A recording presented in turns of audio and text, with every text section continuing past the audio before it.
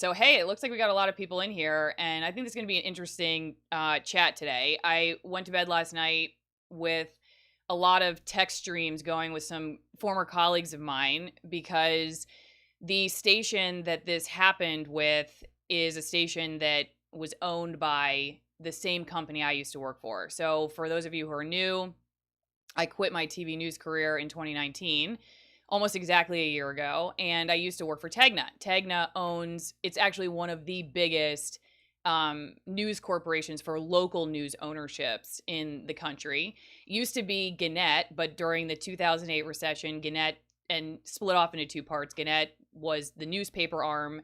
Tegna is now the broadcast arm. And so I worked for Tegna actually twice in my career, once when I was in Knoxville, Tennessee at WBIR, and then I finished up at King 5 last year, also owned by Tegna. KUSA is a station in Denver that is owned by Tegna, and actually one of the sort of one of the better stations that the company owns. I would say that a lot of the stuff that they put out there to show like the best stuff that their journalists are doing is coming from KUSA.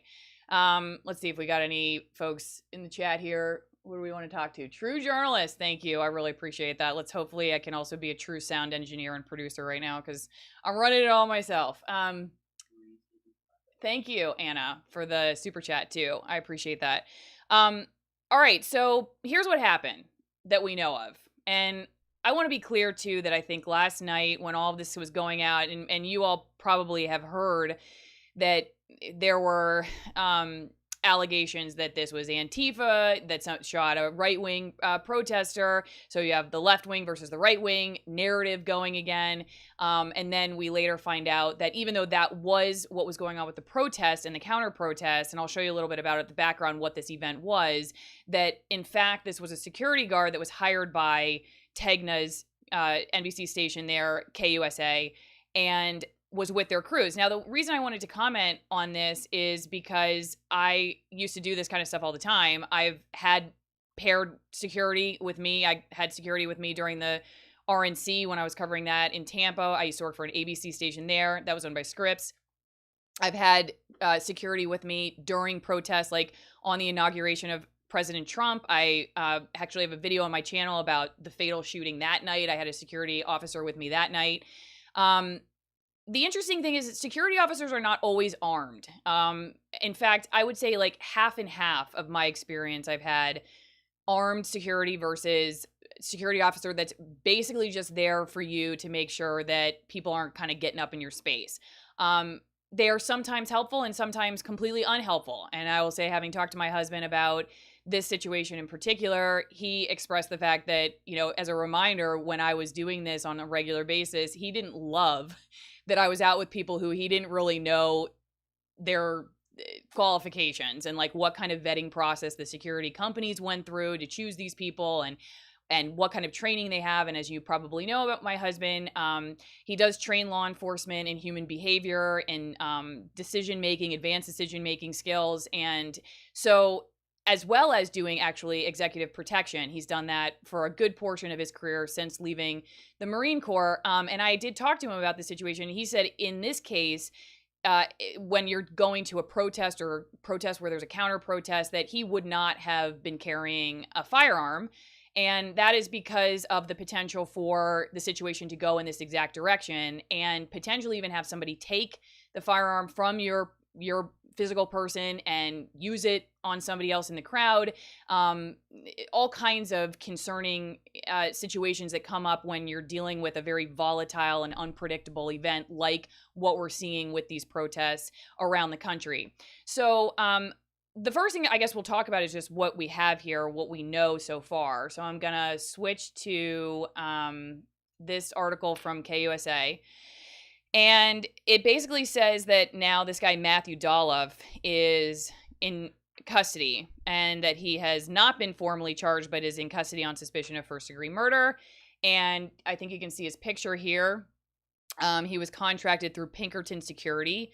And Pinkerton has also been used by other stations that are owned by Tegna. And that it's common practice, 9 News says, for them to contract private security to accompany their staff. So that's definitely aligns with what I've experienced too working for this company. they're saying, according to Denver police, that they had originally taken a second person into custody, but that turned out to be a producer that was there and worked with the investigative department. So that producer was let go, and they still have this guy, Matthew, in custody. That it happened in the afternoon, a little bit before 3:50 p.m. There was some kind of verbal altercation as protesters were leaving the area, that someone sprayed pepper spray, and that's when Denver police say someone was fired. A shot was fired. Somebody was shot. And that the victim was transported to the hospital around just before 4 o'clock, and that the victim died an hour later, and that victim so far has not been identified as far as this stream, the recording of this live stream. We don't know who he is, but I'm sure we're going to probably find that out soon. That there was a Patriot rally set for 2 p.m. The participants planned to meet earlier Saturday at several locations around the Denver metro area. That there was then a counter-protest BLM Antifa soup drive that was planned to start at 1:30 at the Civic Center. And I'm going to show you, this is actually the thing that was posted for the BLM Antifa soup drive by the Denver Communists. It says, outshining the fascists is going to be a walk in the park. Join Benghazi, Tegan. I probably can't read all this because it has bad words in it. But anyway, this is what it looked like. So I was sent this as a text last night because I was wondering what was the event. So there was both this was the counter protest to what they called the fascist rally nearby at the Civic Center Park. Again, to go back to the web story here from KUSA, they have, on Friday, the organizer of the Patriot rally, John Teagan, did an interview on the Stephen Tubb show on KNUS, during which he said, "I'm not going in there to do violence, but I'm going to be prepared to do violence." On Twitter, Teagan said the rally was intended to fight back, push back, time to take our country back. Then the Denver Communists, one of the organizations sponsoring the soup drive, posted Friday on Facebook, "We feel it is our responsibility to vocally oppose fascists every time they try to assemble, and we hope you feel the same way. And what are our options to cede our streets to them?" So let's talk a little bit about how this ended up being, I don't even know if the word is really covered, tweeted about, because I guess that's news coverage nowadays, is it all goes down on Twitter before we ever really have the facts. And originally, we're going to go to Andy No's page. It says he deleted his original tweet, but someone sent it to me because he said originally that Antifa was responsible for shooting somebody in the Patriot rally. The Denver police have now, and as confirmed by KUSA, it was not Antifa, but that tweet was retweeted thousands and thousands of times, to the point where it was very hard to retract once the information came out that it was not, in fact, Antifa. It was a private security officer with KUSA. Now, what's interesting is that since then, I'll show you, this is one Twitter page, Big League Politics, revealed charged Denver shooter Matthew Doloff's left-wing Facebook post. And this is the article. And they talk about some of his social media posts, but looking at them, he's got a left-leaning balance here on his, or a left-leaning bias to his social media, no question. But as we're going to talk about, whether this gets tried on Twitter as somebody who was shooting somebody because of their ideology or because there was a legitimate need to defend himself, I mean, these are questions that are going to be discussed. And whether you have left or right-wing leaning social media posts does not necessarily mean that you did or did not have a right to defend yourself, or vice versa. In these cases, I think, unfortunately, politics and ideology are trying these cases in the court of public opinion before the facts are out about what exactly went down. And frankly, we just don't have enough information as of yet to make that judgment. So I would say, for those people on both the right and the left saying, hey, let's let the facts come out and bring down the temperature a little bit on these situations so that we know what we're talking about, I think this is fair to point to on all sides as an example of, okay, if we're really gonna allow the facts to dictate. Oh, and you know what? I'm going to cut back over to the web because I wasn't showing you that. So this is Andy's thread. And then I'm going to show you back to the Big League Politics post here. This is revealed charged Denver shooter Matthew Doloff's left-wing Facebook post. So you can see that. and then this is the article right here: revealed charged Denver shooter Matthew Doloff's left-wing Facebook post. And then that's what they show, some of his tweets or his Facebook posts. And like I said, yeah, okay, so the guy, it appears, if this is correct, it appears that he has a left-wing bias. Again, you know, whether that has anything to do with the fact that this ended up in a shooting, I think this is something that those of us in the public really need to allow the Denver police to tell us a little bit more about. And it's not necessarily the best idea to be trying this guy on Twitter. So a couple things I wanted to talk about too is that they said that there was a mace can recovered and 2 firearms. And as I was talking to some people about the justification in a case like this, and in other cases we've seen make headlines, the question that you're going to hear people asking about is ability, opportunity, and jeopardy. These are things that my husband talks about a lot. So these 3 things basically mean, like, did the person that this guy, the security officer, allegedly shot, did this person have the ability, the opportunity, and jeopardy to create a situation where the guy's life was in imminent danger? And that these are the questions this guy's going to have to answer. Ultimately, he's going to have to articulate that he was in a situation where he had to use deadly force based on these premises. And so, as I have said in prior videos, when it comes to situations where someone is going to use lethal force, or somebody goes out into a situation where lethal force may in fact be may need to be used or may not need to be used, that person has to be very clear on what the rules are for the state, because these rules vary state by state. And in my husband's case, for instance, I know that when he does executive protection, if there's a situation that starts to build up, like there's going to be, you know, you've seen some of this video, and I'm not going to play it on the live stream because I think YouTube will probably boot me out right away because it's disturbing. But I know that my husband, when situations like that, like what I saw, where 2 people start starting to get very aggravated at each other, there's yelling, there's screaming, that he's going to take his client and go. And they're going to remove themselves from a situation that could potentially get to this point in order to say, you know, we did what we tried to get away. We did our best to get out of a situation that was turning into something where you were going to end up with somebody dead. This is an interesting topic, I think, to discuss, because I actually talked to a guy.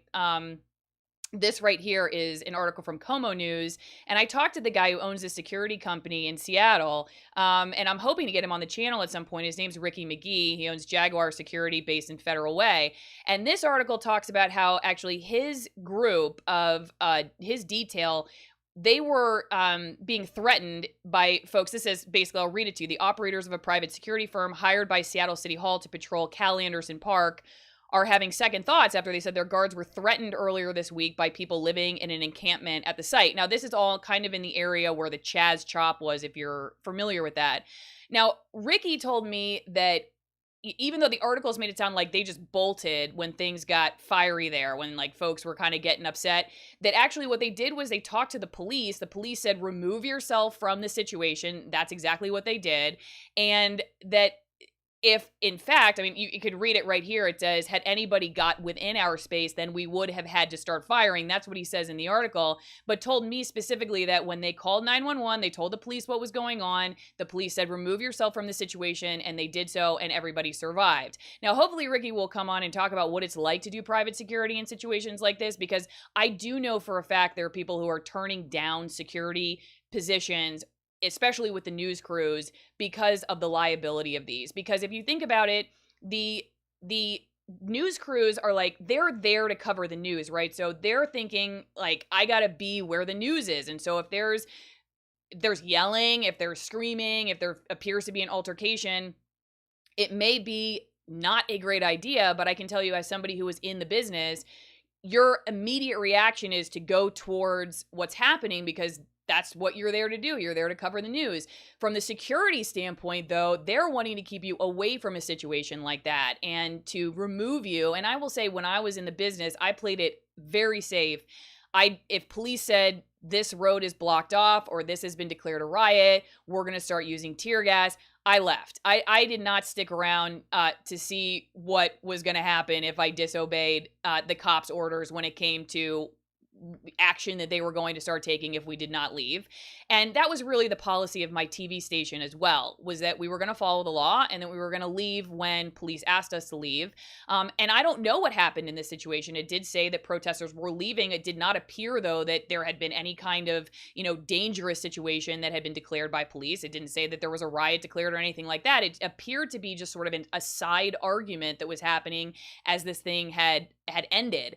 And so again, just to give you some background on, like I said, my husband was never really super excited about our being paired with security officers whose training he was not familiar with and what they were doing. Did they have weapons on them? If not, if they did have weapons, were they trained to use them? Were they trained in de-escalation? Did they really know what they were doing? I mean, these are all things that he was always just like, biting his fingernails about when I would go out and do this stuff. But I can tell you for a fact that when he does this kind of work, like his number one goal, he tells his clients ahead of time, like if stuff like this starts to build, we're leaving. We're not going to run towards a situation where somebody is going to potentially be shot and killed. And also, like I said, when it comes to his decision to not carry a firearm into events like this, it's in a lot of ways, it's because of the possibility that, like, say in a situation like this, if somebody was using mace and you're incapacitated now as somebody who has a firearm on you,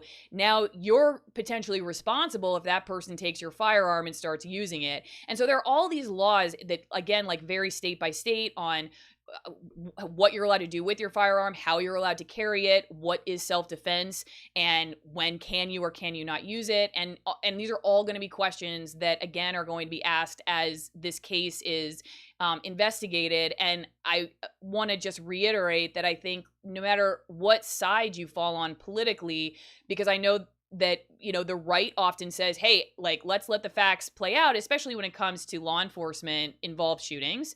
And so, like, on the other hand, I think in the left, same deal. It's like you gotta let the facts play out. And I think, I actually saw this guy, Josh Potash, here on Twitter saying basically every major conservative voice wants to provoke their base into violence against anti-fascists. The fact that this shooter in Denver tonight was private security and had absolutely nothing to do with BLM or Antifa means nothing to them. And he quotes Dinesh D'Souza, Andy Ngo, Paul Joseph Watson. And I think it's like, well, yeah, I think he makes a good point that you can see these tweets from folks alleging that this is Antifa militant when in fact it wasn't.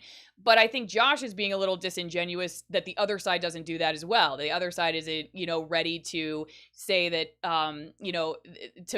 to pin ideology and politics on their adversaries before the facts play out. So I think it's just really important to pay attention to how this case is investigated, what Denver police show us. But I guess if I could just, kind of wrap things up on this live stream, and I'm going to try to look at some of the comments here. The reality is, and the reason I wanted to talk about this is because not only do I have some personal experience with this topic, but also because if you're somebody who is considering participating in any number of these events that are going on around the country, regardless of what your political affiliation is, your personal ideology, please be aware that these situations, like we saw in this one, can get dangerous and potentially violent very quickly. And I think a lot of folks who have never been in a situation like that, I don't know if you really can know how you're going to react until you're in it. And that's why, like, people like my husband who have significant amount of training in this field, they're able to keep their emotions down. They're able to articulate, think through things in their mind, not just with their emotions, about like how to make decisions and to detach themselves from political viewpoints if somebody's yelling something at them. And so they're not reactive like that. And so if that's not something that, you're used to doing, I guess I've said this in videos before, it's just it's definitely a point of self-reflection.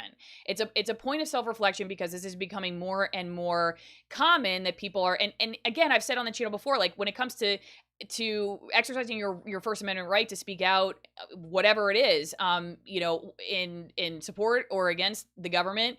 If you want police reform, you want to support the police, whatever it is, like I'm a journalist. I am a First Amendment supporter, absolutely. But when it comes to just understanding like what kind of situation you could be putting yourself in, I think it's definitely worth just asking that question, like doing some self-reflection and making sure you at least know the rules. If you're somebody who's going to participate and you are going to bring a firearm or you're going to bring some kind of weapon, you need to know the rules. You need to know when you can and cannot use it, and you need to know how to be able to tell law enforcement that, for instance, if you make a decision. And this is a decision that will change your life forever, and probably for this guy is going to change his life forever, and another person is dead now because of this, and they're never going to have a chance, and so these are terrible situations when they happen. They're absolute tragedies. And so I just, this is another reason why I wanted to do the live stream, was just to talk a little bit about it, just as kind of a public service. Like, it can turn very quickly, and you may not have time to necessarily extract yourself immediately. So just be aware of that. All right, so I'm gonna look at some of these comments I see here. I look for guys like your husband in bad moments. They stay cool and look for exits, and I follow them. Yes, I am glad he's around. Also very good under pressure with a newborn child. The press created the murder. I'm not totally sure that's a fair comment. I know that there's a lot of people that are distrustful of the press, and I don't blame you, but they're there trying to cover what's going on. Again, one protest and a counter protest, and there are a lot of people who are interested in these, especially as it relates to the upcoming election and the culture wars, as they're often talked about, and where we're at as a society, and the news stations. That's how we get this information. And so I think it's pretty unfair to say that they created that. That said, news stations probably should do a better job of really taking inventory of when they enter into these situations. And I think years ago, it was far more, it was expressed more regularly that we were not going to go into situations that were going to put us into harm's way. I don't know if things have changed because there's just happening so much more often, where there are just more and more events, or if things are just spiraling more quickly because the temperature of our culture right now, our society, and people that are engaging with each other is so high, and people are just so hot right now on these topics that I don't know. But years ago, I had friends who were definitely assaulted by protesters, and I did, again, on Inauguration Day with President Trump. I was actually covering that inauguration, and that protest ended up where Milo Yiannopoulos was speaking, and there were protesters there and counter protesters and people trying to get in, and there was a shooting there. So it's not like this is the first time something like this has happened, obviously. In 2020, it was happening all the way back in 2016. That said, I have just sensed that the temperature is rising here, and so the news has to be there. But I do think it's fair to say that news stations should be very self-critical, as well as people who are participating in these events, about whether this is a good decision to put a security guard, a reporter, a producer into a situation where like these essentially life-changing events are going to happen. Do you feel that the coverage seems harder to get because of the tension? Yes, I do. I think not just because there's so much information out there that's going so quickly because of that tension. People are weighing in on these situations a lot faster than maybe they would have, because they're like, I want to believe this supports my in-group bias. I want to believe this is what happened, so I'm going to hook onto it. I think journalists are vulnerable to that as well. And I think that, unfortunately, there are some really good journalists actually in the field that get a bad rap because of people who have decided, especially in the cable news world, that they're going to call themselves a journalist, but they're actually going to be an ideologue. That hurts everybody. Again, that's another reason why I started doing news analysis on my channel, was to say, like, there are actually really good journalists out there.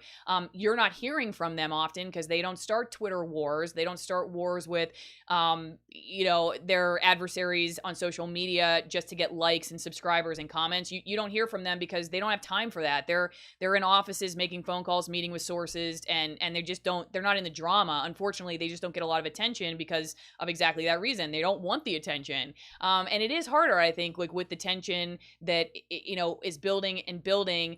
I will say, and listening to Matt Taibbi talk about this the other day, if you don't know him, he's an independent journalist now, used to work for Rolling Stone.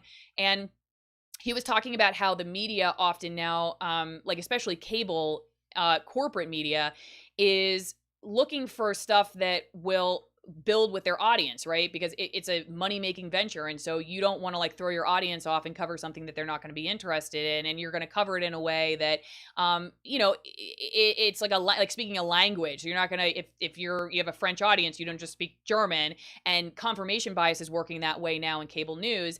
And so I think it's just ever more imperative for the consumer to just recognize, hey, this is the product. So if you really want to know, I mean, I'm sorry that it's a little harder now to be a consumer of news. You're going to have to start doing your own homework, but this is where we're at. So yeah, I do think so. Let's see here. What steps can a security officer take to protect? I don't know the answer to that question, but I'm sure somebody else does. There are lots of things, I guess, depending on state laws. But I think that's something that people are going to ask. That is the heart of the question here, is going to be like whether this guy is gonna have a reason that stands up to law for what he did, and that if he really was in imminent danger. My husband is holding up a card that says, "It is curious how the coverage appears to be different between this and Rittenhouse." Yeah, I honestly have not, I haven't watched a lot of the coverage of Rittenhouse recently. I did watch it when that originally happened. I do think when a news station is involved in something like this, you're going to see a little lag time in the coverage. And I do know for a fact, behind the scenes, talking to some of my former colleagues who are still working at these stations, that Tegna is actually going to send a crew from another state to cover this, because they're going to take the in-house crews, at least in part, off of this, and they're going to send in a crew that is hopefully more impartial to what happened and more objective and able to report on it without the bias that sort of the local TV station would have, especially if there's, people who were directly attached to this. I don't know the names of the producer or any of the reporters who were there with that security officer. I did, however, hear that some of the people who worked there didn't even know this guy was their security officer. I find that odd, because I always knew the security officers that I worked with. Even odder, actually, I will say, I wondered sometimes why we even had them, because like one time I was nearly physically assaulted, and I looked over to where my security officer was, and he was getting a light for his cigarette from somebody in the protest. And I was like, dude, what's going on, man? Like, kind of need you over here. So I think like with the news stations now, they're saying they didn't necessarily know this was their security officer. It's possible that COVID has also played a role in what's going on, because you got people wearing masks now. What are their facial expressions? Are these being misinterpreted? Can you tell your guy from the other guy? For the news stations, they're not riding to protest together, apparently, because they're not in cars now because of COVID. So like, we would at least be able to talk to our security officer on the way to the protest about, this is what we're going to do. This is the plan. This is how I handle things. This is my training. We would go over that kind of stuff as somebody would drive us to the protest, because we didn't want to have a car there, so that we could, we didn't know if we were going to walk 10 miles. And that wasn't uncommon. I'd walk miles and miles and miles during some of these events. So we just get dropped off, and in the car we would talk about some of these things. But now I'm hearing that they don't ride in the car anymore to the protests because of COVID-19. So this could also be affecting, how the decision making is going down. I don't know. You'll see the Denver Post collaborating with Antifa to start a fight. Known instigator of violence coordinating with the press. I have not seen the Denver Post coverage yet, so I've been looking at KUSA because I really want to know how they're covering their own event. Let's see. Look him up. He's not registered to use or carry Channel 9 Antifa press murder. Again, I don't know if about this Matt guy, if he was allowed to carry. I haven't seen any news on that yet. Only stuff on Twitter. Let's see. If the press is hiring gunman to cover what they report as peaceful protests, something is horribly wrong. Okay, I think that's a fair point. I will say that the thing is, a peaceful protest can turn into a violent protest within seconds. It doesn't take very long. And so, we had people with us in the event that something happened. Again, some of my security guards were not armed. They were really just there as another set of eyes, because the photographer honestly was the person that we were the most worried about, because that person had like $30,000 worth of gear on them, and they were very easily identifiable as somebody who worked for the press. And so they were often just like trying to keep people off of the photographer and keep the camera in the photographer's hands. And rarely, if ever, did the security officer like get into some kind of scuffle with people. They were really just to kind of, as a deterrent, just sort of move people away. I think the reason that this is kind of shocking to people in the news business is because this doesn't happen very often with a security guard using lethal force. And so there's a lot of questions around, intent, again, like intent versus ideology. Like we talked about, people are posting stuff about this guy's social media account. His ideology versus his intent in this particular situation may be totally different. And I think, we need to let the facts come to the surface from the Denver Police Department and see what they say about what precipitated this event and what this guy's explanation was for this. As far as the peaceful protest side of things, because I know there's been a lot of criticism of that. And again, like, I didn't see, even if you watch the video of what happened, it did not appear that there was violence erupting all over the place. It really did appear from this video, again, this is an initial viewing of this video, that this happened kind of to the side, and that this was, people were going home, that the temperature of the event was actually low, and that this was like something that was kind of happening on the side, which that can happen. My husband has written, peaceful protest is a protest, no such thing as a violent protest. Oh, because a violent protest is a riot. Is that what you're trying to say? Okay. Emotional contagion will turn a protest to a riot. Okay. So basically what Lynn is saying is that a protest is just a protest, and peaceful is redundant. It should just go without saying that if it's a protest, it's peaceful. That unfortunately, though, when a lot of people get together and there's high emotion, then that can then turn things violent, which would then, that would be the definition of a riot. And so then we see those things playing out. But this was the point I was trying to make earlier, which is that, you can walk out of a grocery store and have somebody yell all kinds of obscenities at you and probably handle that pretty well. Now, put yourself in a situation where there are 5,000 people yelling obscenities at you and throwing things all over the place or spitting. In addition, you have potentially police using things like flashbangs. So there's loud noises going off. There could be tear gas.